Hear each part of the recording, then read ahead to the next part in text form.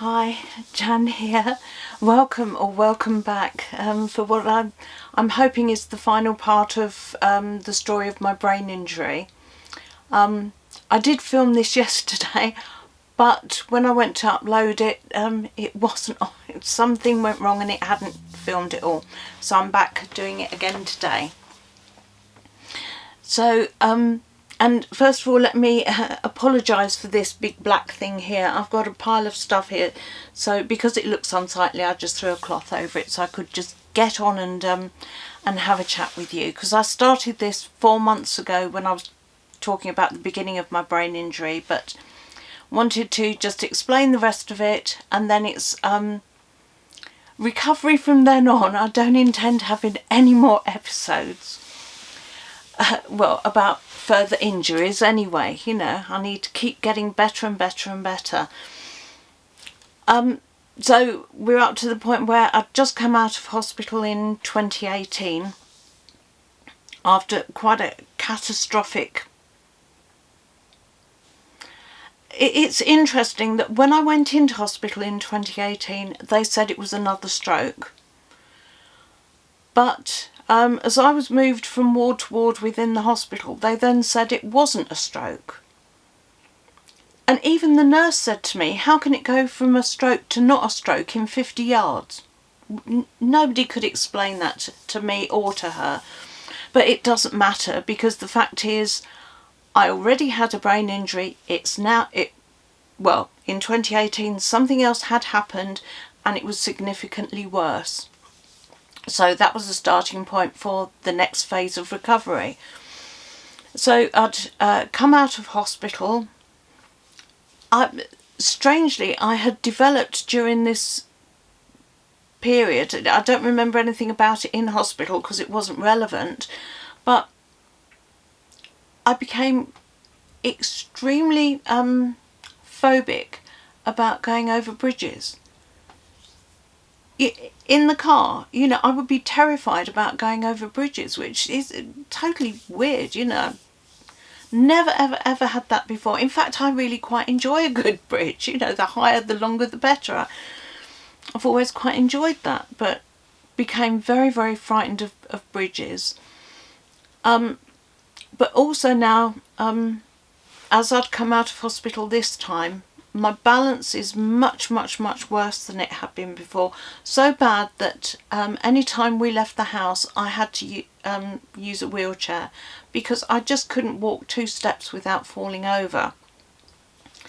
And so for quite a considerable period of time, I had to use a wheelchair, which was so frustrating because having had arthritis and been confined to a wheelchair because of that, then having my knee surgeries and improving and got to the stage where I could walk again, and now I'm back in a wheelchair again. And I also found that, I may have mentioned this in the last video, so if you've seen the last one and I'm repeating myself, I'm sorry, I've got brain damage, so I can't help it. But any movement of my head was, even from there to there, was enough to throw me completely off balance. And I was going to business meetings at that, well, not business meetings, but I used to be a member of the Town Access Group, which is a group of disabled people who would meet regularly and then consult with the council on building projects and things within our town from the perspective of disabled people, and giving them, well, our perspective really. And so we would regularly meet, and when they were all sat around the table, I couldn't actually sit at the table as part of the discussion because I couldn't look from one person to the other person without getting myself into very serious trouble. So in the end, I had to develop a strategy of sitting so far back from the table that I could keep everyone on the table within my line of sight without moving my head or even my eyes. So whoever was talking, I could see them in my peripheral vision. I just keep facing forward. Somebody over here is talking. I can still recognise that they're talking, hear what they're saying, but not moving my head. So that was quite bizarre really, and trying to explain to other people this is what I have to do and why I have to do it. And there were other things that I was having to face that were over and above the injuries that I had from the stroke earlier. The neglect on my left hand side had got considerably worse, which in itself is an issue, because over the years that I've had this neglect on my left hand side, I've done so much more with my right hand side because I can, but that's now my arthritic side. I'm getting a lot of arthritis in my hand and my shoulder because I'm overusing this side, but at least I can do things. You know, I can do things, and I have to focus on the wins, not the losses. But something else had happened, that when I had been in hospital, and I had this one day when I'd just had multiple seizures, which I actually believe was due to the medication that they were giving me. And as soon as I'd stopped taking the medication, it's never happened again. But interestingly enough, when I challenged the doctors on the drug that they were giving me, none of them seemed to have an idea that seizures were actually a known side effect. And I spoke to 3 or 4 doctors on the ward, and it wasn't until the pharmacist was coming round and they went and spoke to the pharmacist that they actually believed what I was saying, because the pharmacist agreed with me entirely. And I find that quite shocking, that the doctors are handing out medication without actually knowing that they're causing an additional problem with this particular medication. But talking about problems with medication, because once you have seizures, you're then classed as epileptic and you have to take anti-seizure medication, or this is what I was told. And I was told that if I were to stop taking this medication, just the stopping of it could then cause seizures to happen. So I mustn't under any circumstances not take this seizure medication. When I was in hospital, they'd put me on phenytoin. And then shortly after I'd come out of hospital, they moved me over onto Keppra. I don't know why they changed it over. To this day, I don't remember why they wanted me. Probably the cost of the drug or something, but they moved me over onto Keppra. And I became aware that I was having thoughts that were completely alien to me. Not hallucinations like I'd had in the hospital, where I was seeing things and living in kind of an alternate reality. But this was thoughts that didn't belong to me. And it was absolutely horrific. I wasn't depressed, I wasn't suicidal, but all I could think of all day, every day, were different ways to end my existence, shall we say. I'm not sure what I'm allowed to say on YouTube and what I might get censored for. I know other people say unalive, but this is all I could think of. I was absolutely fixated on it, and I was scared that I would act on it when I didn't actually want to. We'd be driving along, driving on the motorway, and I'd have to fight myself to not throw myself out of the door in front of speeding traffic. And yet I had no wish to not be alive. Absolutely none. I was celebrating the fact that I'd survived all this brain trauma. But the thoughts were absolutely obsessive, and it wasn't just thinking of ways to do it that were painless and gentle and and then I wouldn't be here anymore. It was nasty, it was gory, it was horrific. And I was quite aware that this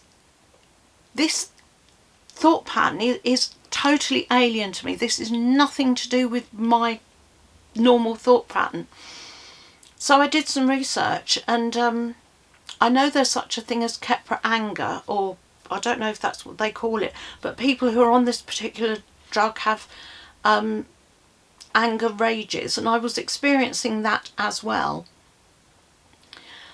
And so I was absolutely convinced that all these alien thoughts were coming from this particular drug that they'd put me on.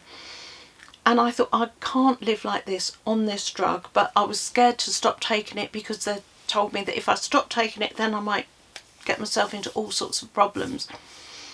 So I wrote a letter because I knew if I tried to get an appointment, I know that the GP, my general practitioner, can't change the drugs that I'm on. They always refer you back to the consultant at the hospital that prescribed them. And to get to see the consultant, I would have to see my GP and get them to get the whole thing rolling. So I thought, because it was going to take a long way to even get an appointment with the GP to get going on that. So I wrote a letter explaining precisely what was happening and what I was going through. And I sent 2 copies of the letter, one to my GP practice, to my GP, and the other one to the consultant who was in charge of my case at the hospital. Posted them at 5 o'clock in the evening. I was expecting to hear back from my GP in a reasonable amount of time, but I thought the consultant, it would arrive at the letter would arrive at the hospital, but then would have to go through their entire mail system, get his secretary, then his secretary would then have to give it to him, and by the time he read it, it might be a week, 2 weeks, 3 weeks before he actually even saw the letter. So I wasn't expecting any great things from him, but I did expect to hear from my GP fairly quickly. But to this day, my GP has never even acknowledged that they received the letter. But having said that, posted at 5 o'clock in the evening, 9:30 the next morning, there's a phone call, and it's my consultant from the hospital. And he said, I've just got your letter. He said, we can't have this. We can't have you living like this. And I said, I am convinced it's this drug. Can I go onto a different drug? So he said, yeah, we can swap. There are loads and loads of different anti-seizure medication. We can put you on another one. And I said, well, the one that I was on in hospital was fine. I was absolutely all right with that. And I still have some of those left. So can I just go on to that one, because it's an easy transition, because I've already got them and we can start the process straight away. So I was able, changing from one seizure medication onto another one takes some time, because you have to, the one that you're coming off has to come down so slowly. It's just a slightly less, I'm trying to think exactly how it was, but you cut it down a little bit and do that for a week, and then the next week you cut it down a bit more and a bit more, week by week by week, and it takes weeks to actually do the transition. Although the one that you're going on to, you go straight on at the top dose. So so I was taking this mixture of all these seizure medications, but when I finally got to the end of the Keppra, the thoughts just went. I was back to being me again. Certainly in terms of this alien thinking. The hallucinations had stopped while I was in hospital. Like I say, I'm pretty sure that not the hallucinations, the seizures had stopped in hospital. The hallucinations, I don't know what had caused them at the beginning of this, whatever it was, but that had completely finished and I wasn't having those anymore. So I'm just left with the physical problems from whatever this incident was, whether it was another stroke, whatever it was. I was still left with the neglect on my left hand side, with constant headache. I still, even to this day, have constant headaches, nausea all the time, and balance. These things I'm still dealing with even today. And what are we now? 6-7 years later. But although I've still got them, I've kind of learned to live with them.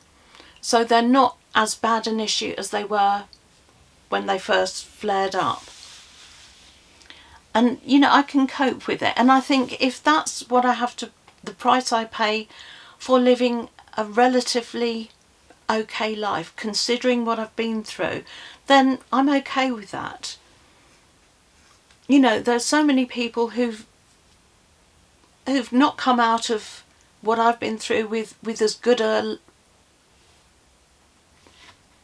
Sorry, I've just lost my words now. That happens sometimes, and that is nothing to do with my brain injury. I used to do that way before. Even as a teenager, I would suddenly lose a word, so I'm not at all worried about that. And I know they keep, certainly in the UK, they keep going on about dementia, and these are signs of dementia. You know, I tick some of them, but I think, well, if I have it, I've had it all my life. So I'm not going to start worrying about it now. And I seriously don't think I have anything in that, anything to do with dementia. I don't believe that that's any of it. I'm just, the one thing that I do struggle with is I have a degree of aphasia. So I can hear what you're saying, but it's a bit like dyslexia for your ears. I just can't always make sense of what you're saying. So that's okay. I can cope if we're face to face. If I'm kind of looking at you and I've got the whole conversation, I can kind of put things into context and pretty much understand what you're saying. But over the phone, where you're losing all the facial cues and all the visual cues that you get in communication, when you lose that on the phone, I really don't handle telephone conversations at all well. So that's pretty much bringing me up to today. You know, I'm so much better than it could be, and I'm just so grateful that I have recovered to the extent that I have. And even over the last year, when up to a year ago I thought where I was is as good as it was going to get. You know, I'd spent years in recovery, and I can function like a normal human being, to the extent that if I see a doctor for any reason whatsoever and I say I'm a stroke survivor, and I know that for a fact that they think this because they've told me, that they just assume I'm talking about TIAs, you know, the mini strokes. It's not until I actually show them my brain scan. I've got a copy of that on my phone, which I can't show you because it's in the other room. It's not until they actually see the brain scan and they say, no, that is a massive amount of brain damage. I'm actually left with half of my right hemisphere is now missing. And after the consultant had changed my drugs, I did get a follow-up appointment with him, and I had to go in and see him in person. It was interesting that he was saying at that point that he had no idea what had caused the seizures. I'd said I think it might have been to do with the medication. I said, or it could have been, I said, or could it have been this fall and the crack on the back of my head that I had in the hospital? And he knew absolutely nothing about that. There was nothing on my notes whatsoever about that. Which I find absolutely shocking. When somebody has, you know, a fall like that and then soon afterwards starts having seizures, then surely that could be connected. And then he was saying about the amount of brain tissue, the amount of brain that I've actually lost. And I said, and sorry, because I can remember that I've said this to camera before, but I don't know if it's in the video that didn't record properly, or if it's in the one that I'm about to upload with this one. So if I repeat myself, I apologise. But I said to him, what do you mean lost? And at this point I'm thinking, I knew that since I had the stroke in 2012, I had brain damage. I had seen a copy of the scan. I knew that there was an area of my brain that was damaged.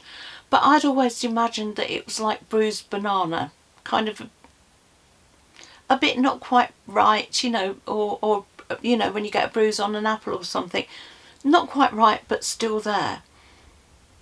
But, you know, when I said to him, you know, what do you mean part of your brain's missing? And he said, well, if you have 5 fingers and 3 are amputated, they're gone. Well, I said quite a few words beginning with F, I can tell you then.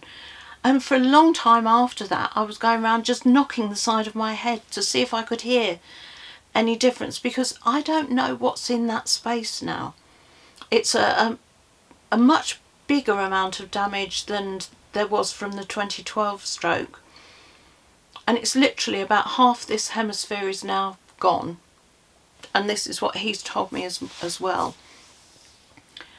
He said he also found evidence of 2 other strokes at the back of my head, which makes sense of the 2 migraines that I'd had where I'd lost my eyesight.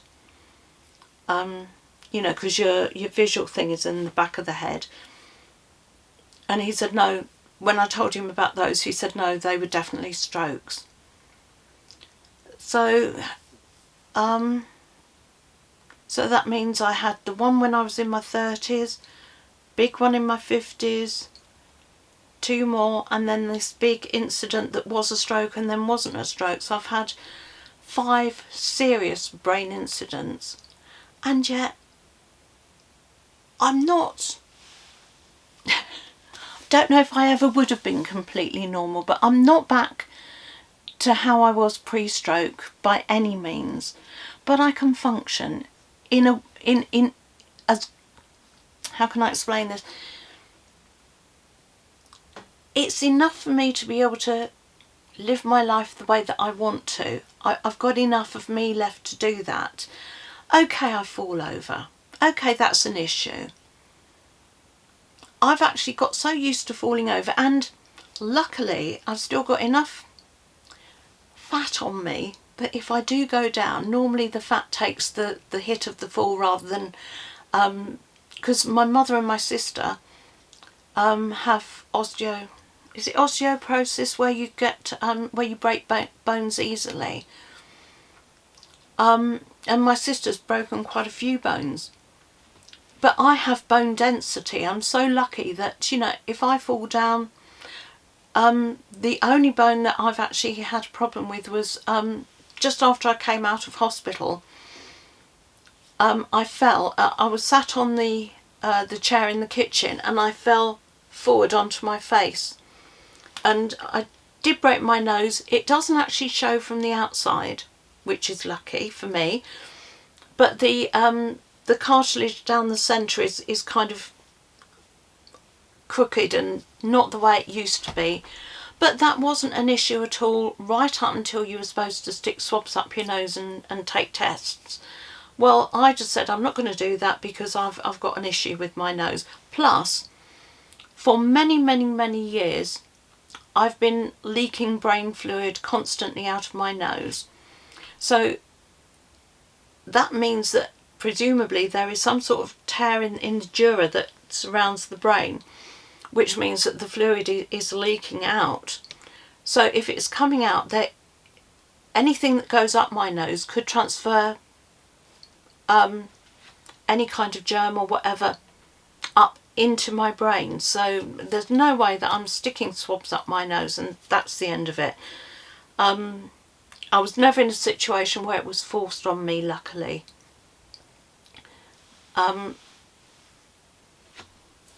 So yeah, like I say, I mean, no, sorry, I forgot. I had started saying that I thought I was a couple of years ago it was as good as it was going to get, but I still had technical issues that I'd lost way back in 2012, where I just couldn't understand technology the way that I used to before that stroke.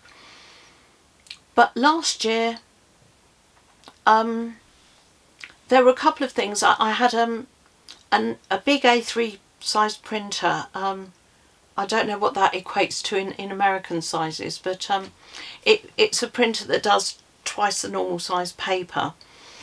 And I'd bought that years ago, but for some reason I could never get it working with the computer. I couldn't even get the paper orientation right. I just couldn't make it work, so it had ended up being put up in the loft.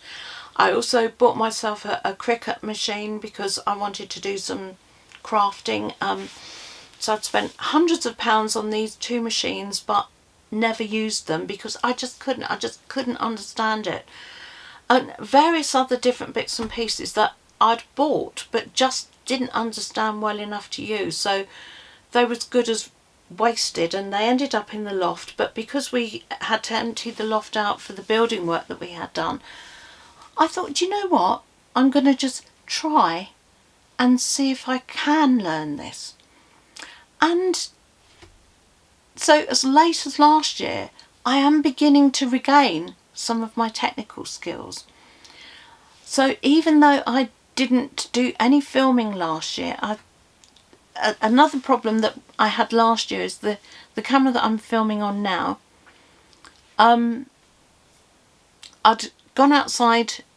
I wanted to take a photo with, a video with one of the dogs telling his story, and I asked Neil if he would work the camera for me. It was a very bright day and he started adjusting all of the settings, and I could never get it back to the way that I wanted. So that was another reason why I couldn't make videos at home, because my equipment was just not working, and I couldn't get it back the way that I had it before. Neil didn't know what the hell he'd done to it. But now, I hope you'll tell me after seeing this video, but I think that that's back, and I'm just beginning to get things back in terms of technology. You know, I'm understanding more. It still takes me a while to do, and I have to, if I learn to do something, I've got to repeat, because it's not do it and then remember it. It's a case of I've either got to keep repeating it, or I've got to write down all the steps that I took to get there. But at least I'm achieving it. I am actually getting there. So I'm just so proud of myself that I have made the recovery that I have so far, because it's been bloody hard work. You know, I developed a motto back in 2012, never give in, never give up.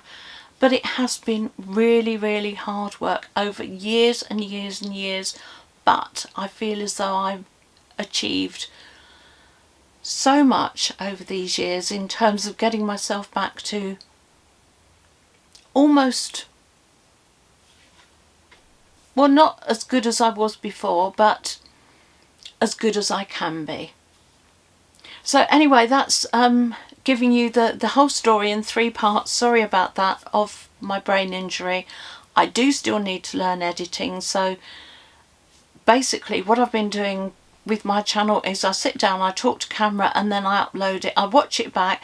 As long as I haven't said anything that I shouldn't have said, or done something, or there isn't something in the background that I don't like, then as long as it's kind of okay, then I'll just upload it. That's what I'll do with this one. But I have also made another video about a little surprise that I was going to show you, but I do need to edit that one, so I'm going to go and try and edit that one hopefully later on today. But for now, that's it. Take care. Lots of love and look after yourselves. Bye.